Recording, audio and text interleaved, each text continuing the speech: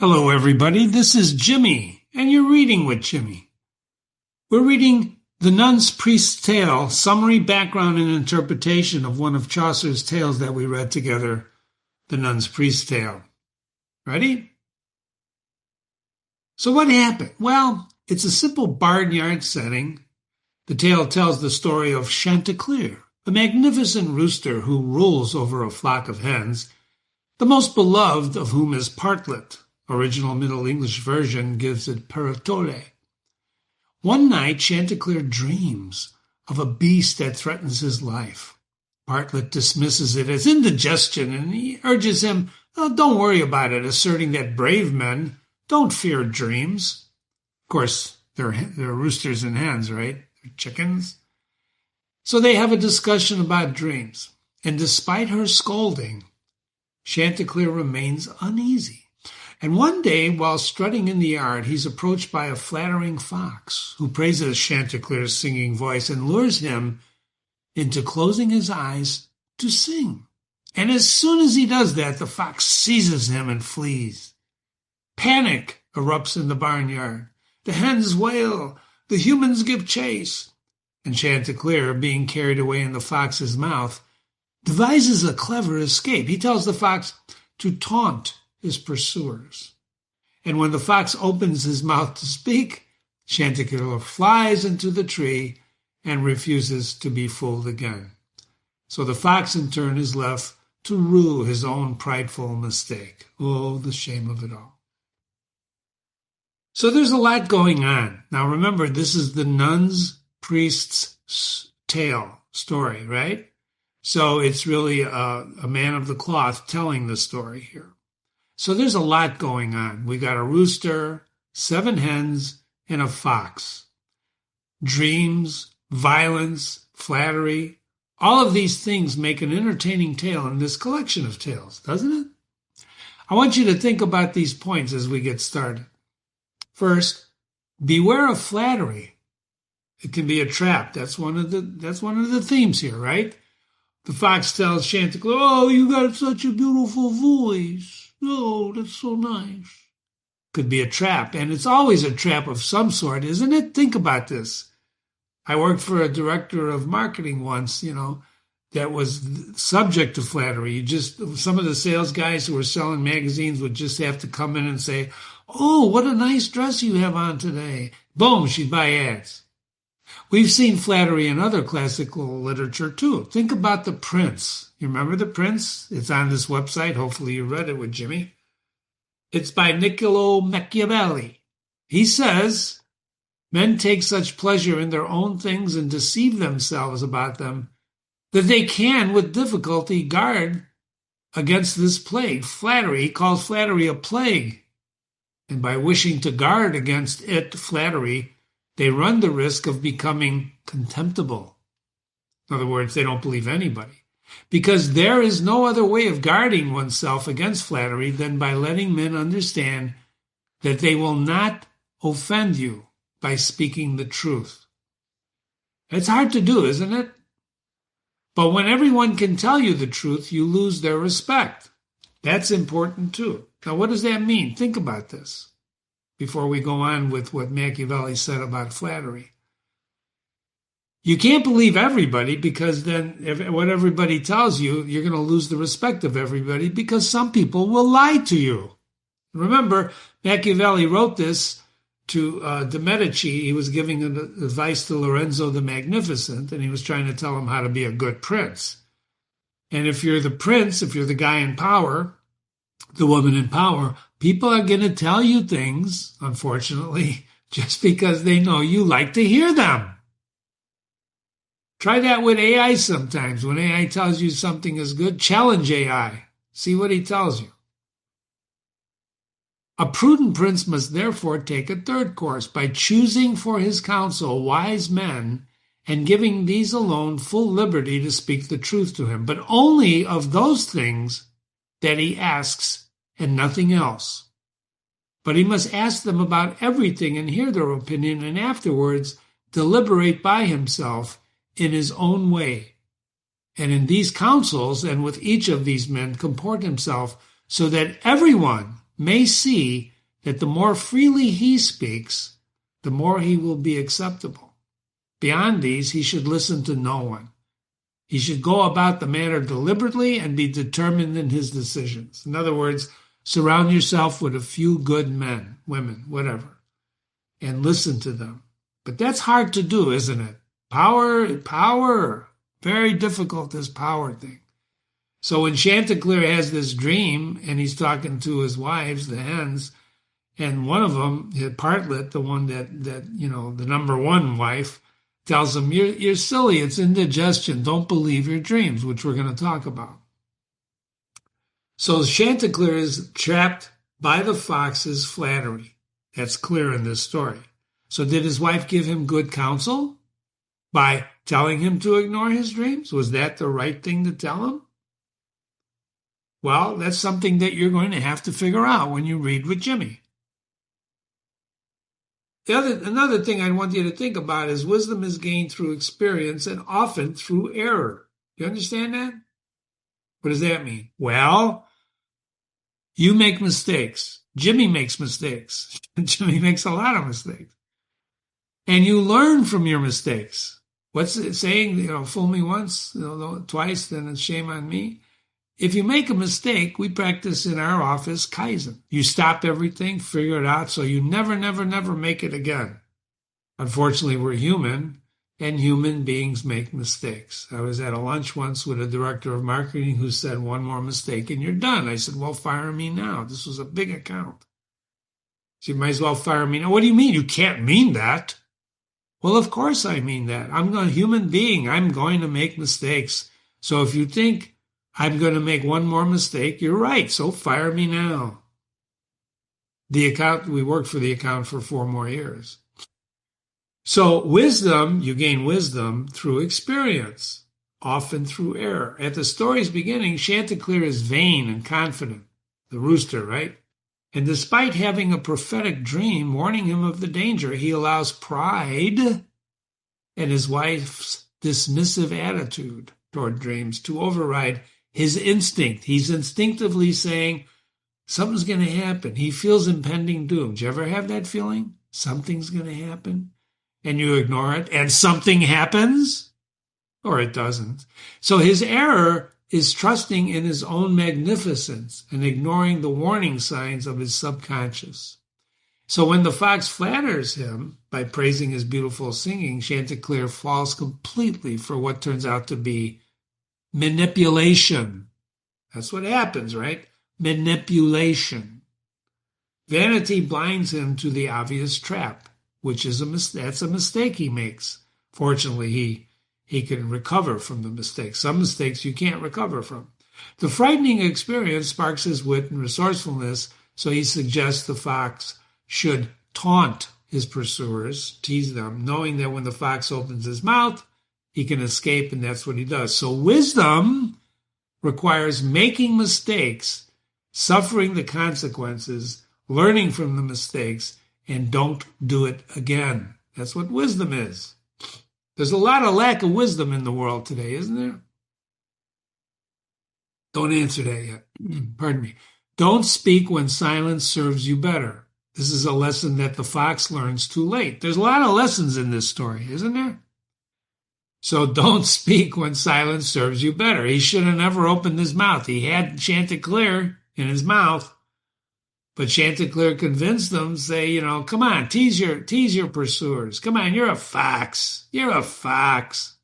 Opens his mouth, boom, bird gets away. This is all about pride. This is all about, so silence is golden. Sometimes silence works. Many people think Disney made a movie about this tale, but he didn't. If you look it up for yourself, you can figure that out for yourself. But in the meantime, I want you to dig into this tale with me a little bit more. You ready? We always start with Aristotle, my buddy Aristotle. So he said tragedy has 6 main elements. We say this a lot. Hopefully I'm drilling it into your head. Plot, character, diction, thought, spectacle, and song. Most of the time we deal with plot and character, but you should remember these other things because they'll be important somewhere, sometime on this website. So the most important of these 6 components of tragedy or comedy is plot, which represents human action. Plot is the representation of human action, in this case, bird action, right? And there's a lot of action in this story. Right away, you're going to say, wait a minute, Jimmy, these are animals. They're not human. Well, have you heard animals talk? Have you ever heard an animal talk? I haven't. Although if you listen carefully, sometimes you can hear birds talk. I'm telling you, they communicate. The one that's coming to mind now is a limpkin. Pardon me. If you know what a limpkin is, look them up. They communicate.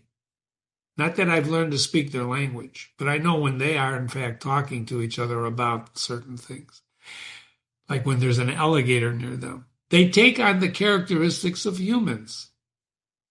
Animal Farm is a novel by George Orwell, published in 1945, which uses the story of farm animals rebelling against their human farmer to critique the Russian Revolution and the rise of Stalinism. It's really a good book. George Orwell is the guy who wrote also 1984. Think about this. That novel, Animal Farm, was banned in various countries due to the critique of the communist regime and its depiction of tyranny. Well, wait a minute, Jimmy, I'm a communist. Well, that's okay, but you don't have to ban books because you're a communist. You ban them because you don't want to hear the truth. Sometimes books speak the truth. And that's important to understand when you're reading classical literature with Jimmy. Maybe we'll read Animal Farm one day. It's not a high classic like Chaucer, but it's pretty good. And as time goes by, it's pretty profound and prophetic of what's going on. In Alice in Wonderland, which is on this website, that was the first book we read in Reading with Jimmy. It's got a lot of chapters. Really, I had a great time reading that and analyzing it, and hopefully you did too, or will if you read it with me. There's many animals that Alice meets that talks. This is for the people out there who's saying this is not human action, but animal action. Well, it's human. These are animals, beings disguised as animals. Because in Alice in Wonderland, there's a lot of talking things. Birds, rabbits, cats. Even inanimate objects like a deck of cards will talk. Of course, fables, all sorts of them, have talking animals. Aesop's fables, right? Many construe these as children's stories. But I want Jimmy to assure you, not all of them are children's stories. In fact, none of them are just for children. They're for adults too, which I'll prove to you. Hopefully I proved it to you when we read Alice in Wonderland. Ladies and gentlemen, that is a children's book, but it's not just a children's book. It was written by a mathematician, a very, very, very smart guy. Here's a footnote. You can pause me and read it yourself about Aristotle. This footnote is on many of my analysis. You should pause me and read it and study it and do your own research about it. Ready? Check out Alice on this website if you doubt me. So according to Aristotle, plots can be simple or complex, just like sentences can be simple or complex. Aristotle indicates complex plots are required for successful stories. And here's another footnote. Number 3, remember our discussion of the types of sentences. Simple sentences, subject-verb. Compound sentences, 2 subjects, 2 verbs. Complex, 2 subjects, 2 verbs with a connector, right? And if you doubt that, I can send me an email, jimmy@readingwithjimmy.com, and I'll refer you to the lesson when we talked about sentences. Plots are the same way. And Aristotle says to be successful, you need a complex plot. Well, is that true? The Nun's Priest Tale is a complex plot because the character in this story, Chanticleer, has recognition and character reversal. He starts out as the cock of the walk, right? I'm the big shot, gets his feathers trimmed, and learns from being almost eaten, right? How not to be prideful. So he undergoes recognition, and reversal. That makes the plot complex. We're going to read some tales that are simple, not complex. That doesn't mean they're easier to understand and read. It just, according to Aristotle's definition, it helps us categorize these things. Because it's important to understanding to be able to categorize. So remember, any questions, Jimmy@readingwithjimmy.com. A complex plot includes reversal of dramatic situation. Complex plots unfold through logic and causality. There's a causality. He has a dream. The dream scares the pants off of him. Pardon me. Scares the feathers off of him. He tells his wife, or one of the hens, she says, "Don't worry about it. It's something you ate." He gets strung along by the fox, tricked by the fox. The fox grabs him by the throat, takes him away. He tricks the fox to letting him go. Story ends. That's logic, causality. Everything leads to one another. It didn't just pull it out of the air. So Aristotle describes catharsis. Remember that word? It's in many, many interpretations, which is the purgings of emotion and fear. If you were to read this with Jimmy, and you were like, say, 10 years old, you should have pity and fear, emotional reactions to this story, even if you're 25 years old and you read this with me. Imagine being, grabbed by a fox. Not just a literal fox, but a human fox. Well, Jimmy, what the hell are you talking about? I'm talking about human beings who can act like a fox, who are tricksters and manipulators, right? You know what I'm talking about. Aristotle says the plot should be unified, displaying a beginning, middle, and an end, which this does. The Nun's Priest Tale fits that definition.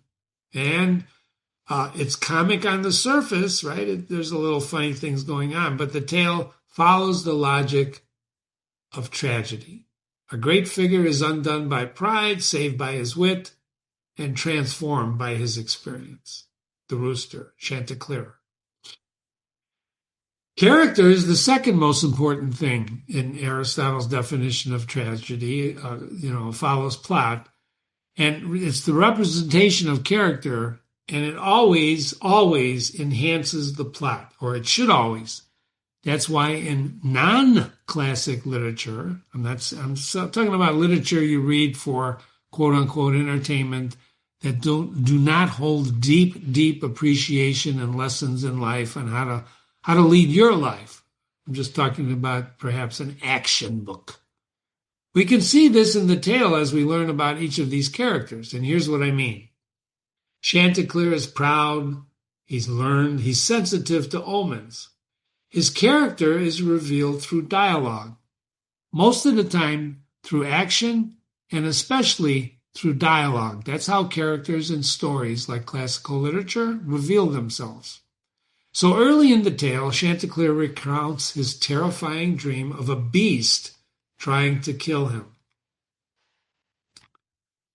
And Chanticleer awoke and answered, "Dame, take no offense, I beg you, on the score. I dreamt by God I was in a plight so sore. Just now my heart still quivers from the fright.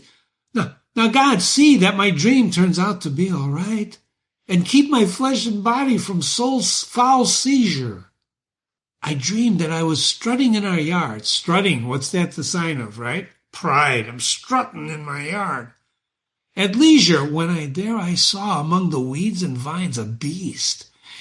He was like a hound. He had designs upon my person." He was licking his chops, right? "And would have killed me dead. His coat was not quite yellow and not quite red, and both of his ears and tail were tipped with black, unlike the fur along his sides and back, and he had a small snout and a fiery eye. His look for fear still makes me almost die. This is what made me groan, I have no doubt." He's explaining to Partlet, right? This is his dream. So, wow. Can you imagine dreaming that? He interprets this dream as a serious warning, citing classical authorities like Cato. These are very educated birds, right? Well, that's because the narrator was educated. Who's the narrator? It's the third person, not Chaucer. It's the third person narrator, the anonymous narrator telling us what the nun's priest told us, right? It's a story inside a story. We'll talk about that. But anyway, there's a lot of allusions here, which we talk about in these tales. It enriches the dialogue. He gives examples from history to back up his belief that dreams are prophetic. They foretell the future. Do you believe that? Ladies and gentlemen, have you ever had a dream that foretold the future? I want you to think seriously about this, because there's some people who believe this is true. And there's some people who don't believe it, just like in the story. Bartlett obviously doesn't believe it. She said, it's something you ate. This learned and verbose speech shows that Chanticleer is not just your regular barnyard animal, but he's vain, intellectual, he's proud of his knowledge and eloquence. Bartlett is practical, rational, and somewhat dismissive. Character is revealed through dialogue. Remember, Bartlett scolds Chanticleer. She says, "For shame, fie on you, faint heart," she burst out. "Alas," she said, "by the great God above, now you've lost my heart and all my love. I don't love you. I cannot love a coward, as I'm blessed. Whatever any woman may protest, we all want, could it be so for our part, husbands who are wise and stout of heart. We don't want no babblers, no niggards, no fools, no frightened of every weapon or sharp tool." Eh? She's a no-nonsense person, viewing dreams as products of indigestion, not divine messengers. Her rhetoric is more grounded, earthy, and even medical. She says, take a laxative. Take a laxative. Do you ever get constipated, ladies and gentlemen? Showing her faith in bodily causes over mystical ones.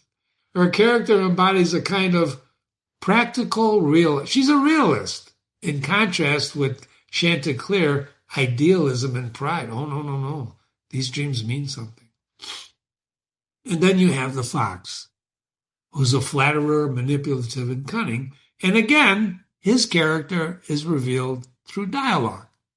When he finally appears, he disarms Chanticleer with calculated flattery.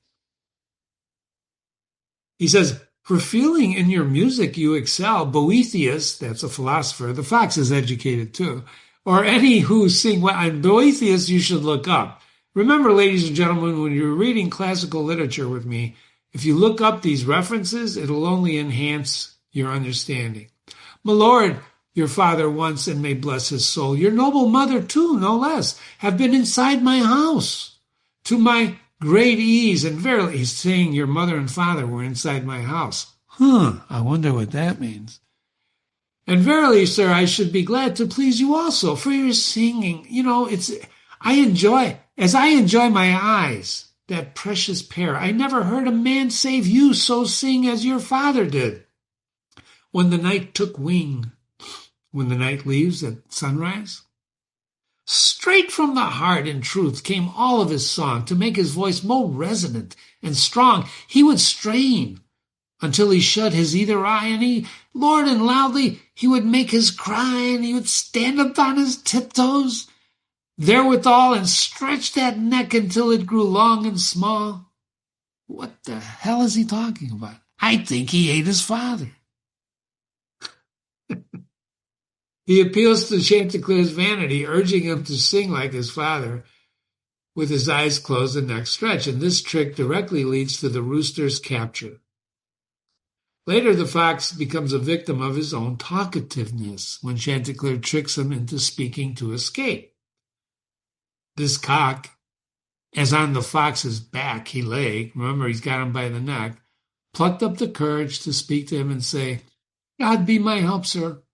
But I tell you all, that is, if I were you, plague on you fall. Go back, you proud fools. Now that I've reached the wood, I'm going to eat this cock at once, for all the good your noise will do. Here, Chanticleer shall stay."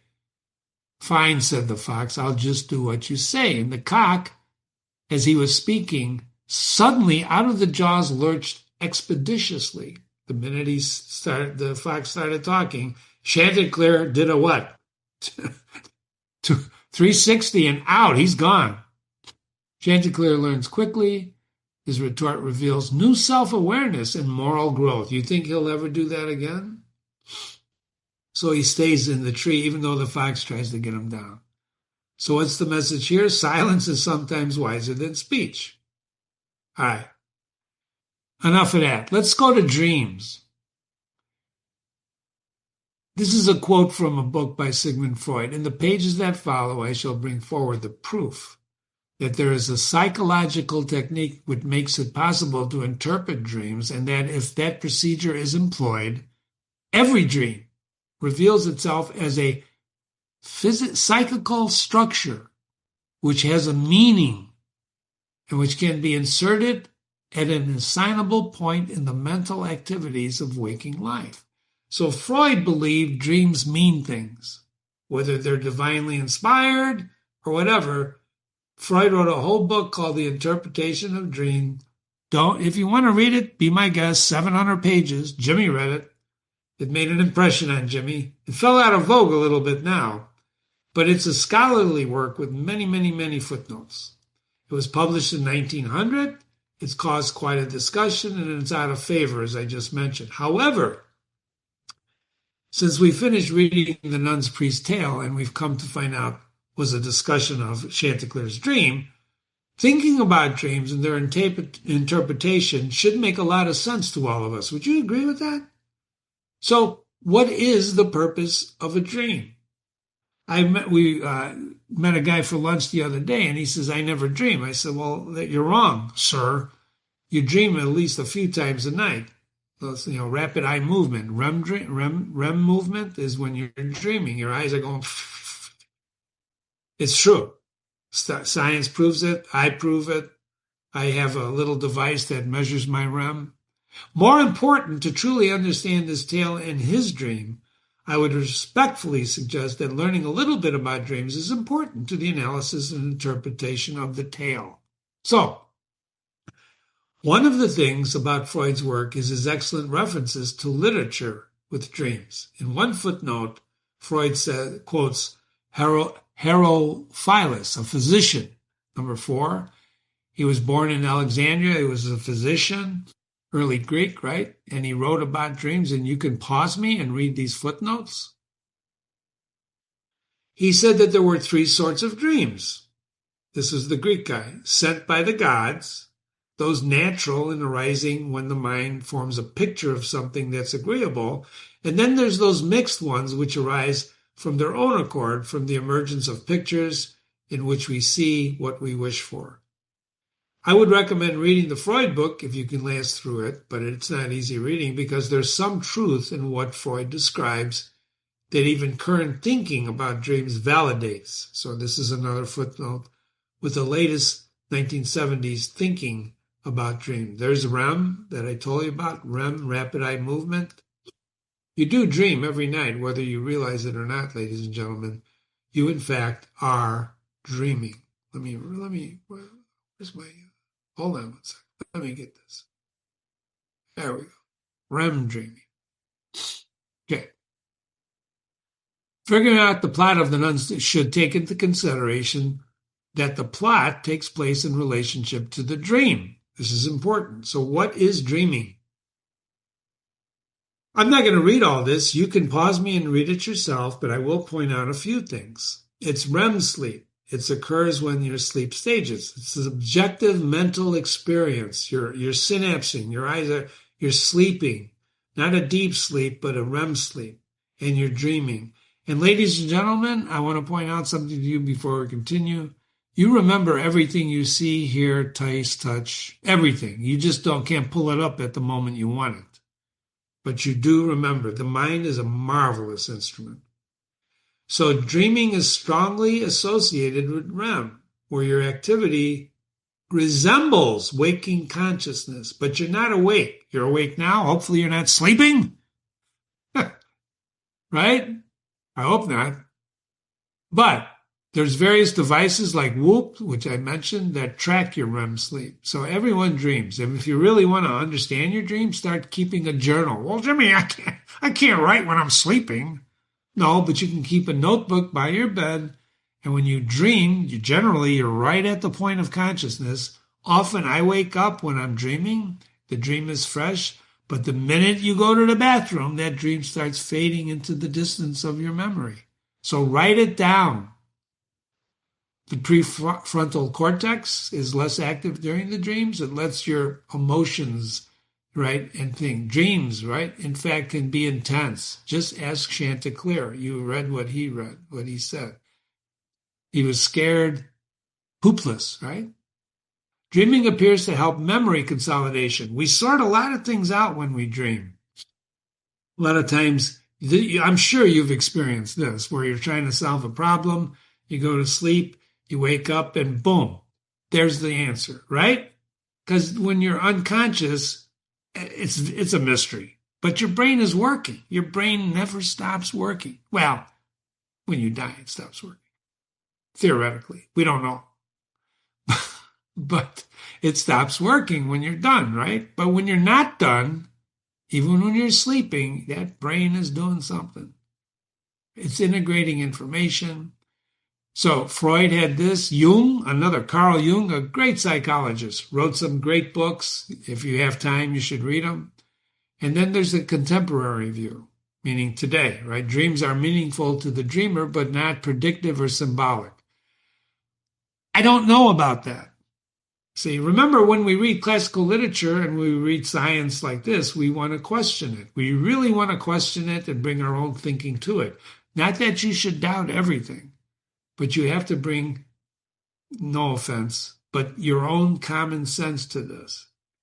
If you don't believe dreams predict anything, maybe that's because you don't understand your dreams, or you haven't recorded your dreams, or you don't know your dreams, right? Or they are certainly symbolic. I'm going to tell you right now, based on Jimmy's journals of dreams, they symbolize things. One of Jimmy's theories is that whatever you dream, they're extensions of you. You think you have only one self, not that you're schizophrenic, but you are comprised of many different points of view throughout your life. So they are, in fact, so symbolic. Scientists now focus on dream functions, what they do, rather than content. It's okay to, I think it's okay to look at functions, but I think you got to look at the content. The content means things. What they mean, I don't know. I don't know what your dreams are. I know when I study my dreams, I can interpret my dreams. I've done that for 30 plus years. So, Chanticleer and Bartlett competing interpretations of dreams. This tale is a remarkable little discussion that goes on today between Chanticleer and Bartlett. And his position is that they have meaning. They're a warning, right? And he uses examples from classical literature. Andromache, before Hector's death. If you read the Trojan Wars, Hector's wife, Andromache, had a dream. Don't do it. Don't go out there. Achilles is going to kill you. Don't go out there. I had a dream. Right? Pontius Pilate's wife had a dream. Don't do anything. Let that guy go, Jesus. He didn't do anything. Caesar's wife had a dream. I think I mentioned that later on. Caesar's wife, don't go to the Senate today. Don't go. I had a dream. He goes to the Senate. They kill him.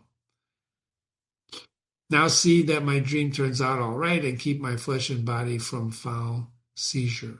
So Bartlett's position is the opposite. She mocks him. Take a laxative. She cites Cato in Morrison's version. Put no stock in dreams. She recommends a laxative. I cannot love a coward.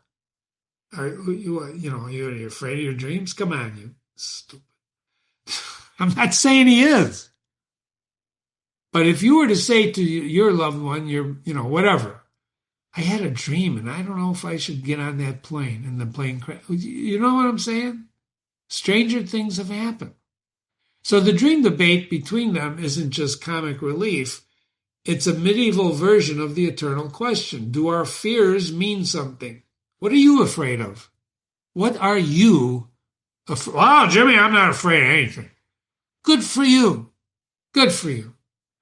Well, that's a mistake. If you're not afraid of anything and you go against something that can hurt you and you don't know it can hurt you, well, it's going to hurt you. Just saying. I'm just saying. There's a big difference between what? Fear, overcoming your fear. Talk to any Navy SEAL about fear. Fear tells you you're still alive. Pain tells you you're still alive. They overcome fear. How? How do you overcome fear? Practice. Dreaming and the effects of dream appear throughout classical literature. This is Caesar's warning. I just mentioned that. So, the tale complicates both views. The dream comes true, Chanticleer's vanity, etc., etc., etc. Language. I want to point out some of the language before we leave this wonderful discussion. By the way, I want you to start keeping a diary, not just of your dreams, but of daily incidents in your life. That's the way you're going to learn.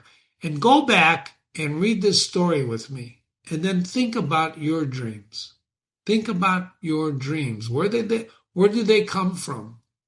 They come from your senses. Like I said before, you do not forget anything that you've sensed through your five senses. You just can't pull it up at any moment. Today, because I have short-term memory, I could probably pull up everything I did from the time I woke up to right now when I'm reading with you. But tomorrow, I'm going to lose some of that. It's going to fade away and be replaced by other thoughts. That doesn't mean it's gone. That just means it's not there right now. But if I try hard enough, really, really hard enough, and I practice remembering, that's why Alzheimer's is such a devastating disease. Jimmy can't imagine that. I have a great imagination, but I cannot imagine not being able to know who I am. Can you? That's got to be the most frightening experience. Of course, maybe not to the person who can't remember who he is, but certainly to the people around him. Some of the language in here I want to point out. Oh, destiny that no man may eschew. Isn't that a great line? Next time you're at a supermarket, and you can't find, that particular cereal you're after, you can stop in the middle. You can stop in the middle of the aisle and say, "Oh, destiny that no man may eschew," and then they'll come up and lock you up. Eschew means to deliberately avoid using or abstaining from. You can't avoid destiny, right?